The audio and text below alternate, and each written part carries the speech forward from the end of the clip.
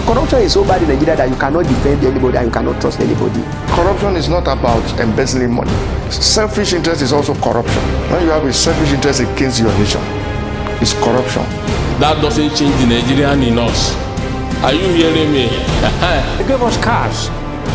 And when they gave us cars, I refused it. Otherwise, I won't get a house in Bodija Estate. What's the problem with the Southerner becoming the chairman of Nigeria? I don't know. We have problems.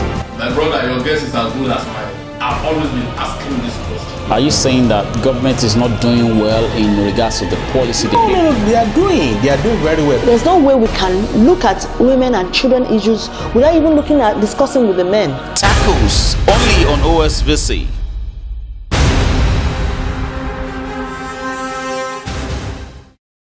Hello viewers, you're welcome to Tackles today on OSBC TV. My name is DJ Adefila. My guest on the program today is someone I can call an industrialist, someone that has traveled wild and has seen a whole lot of things. And in order to make and to replicate what he has seen out here, to come back to his own state, that's one of the essence of actually having him on the program today, and to be looking at some developmental programs as far as Nigeria is concerned.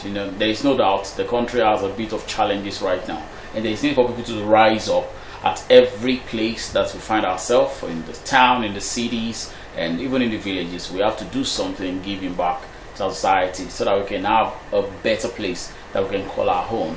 His name is Dr. Ayoade Adewopo. How are you? I'm fine, thank you. It's nice to have you on the show. Thank you for having me.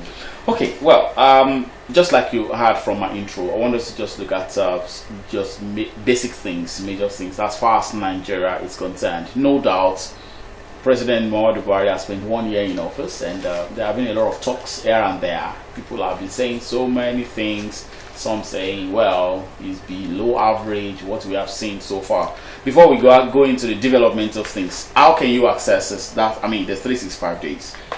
So far, I would say so far so good. Yeah.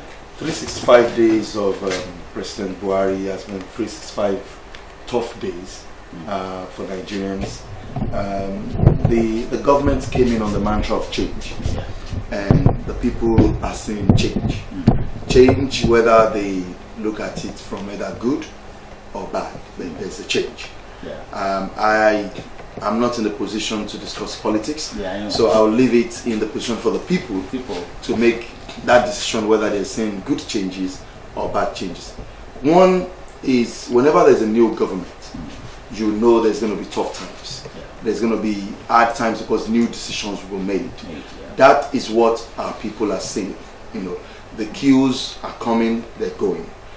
There's been a price hike in fuel prices. There's going to be a conformity to the changes that have been made.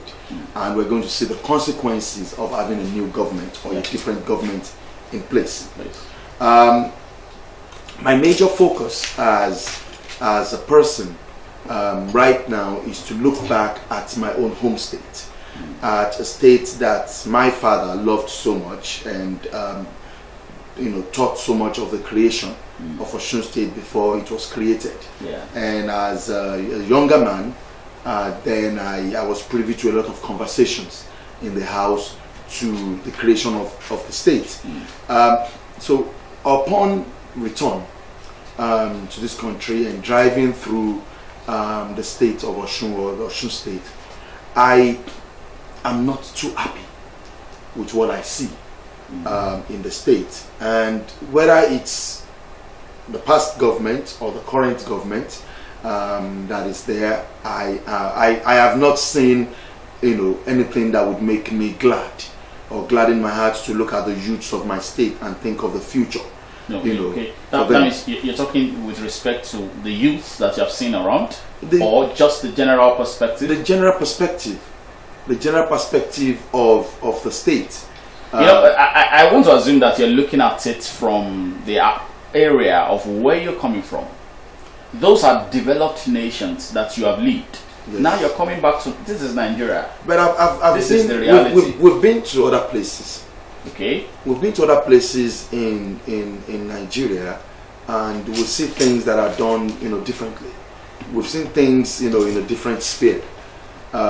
We've seen developments happen in other states, in other cities. I mean, let's look at different. I don't want to start pitching states against states. Yeah. But in the southwest, in the northwest, in the south, you see certain places, even in the south today, their citizens don't go out anymore. Those people that we used to look at and say, okay, these are the ones we hire, as house boys, house girls back in the days, not to mention any states. Yeah. We can decipher. You don't see them anymore because you see them going back. You see developments going on. But for us, I'm not seeing joy on the faces of my people. And that is the sincere truth, that we're not saying our people are not happy. I think it's because you have come at a time where economically the country is broke.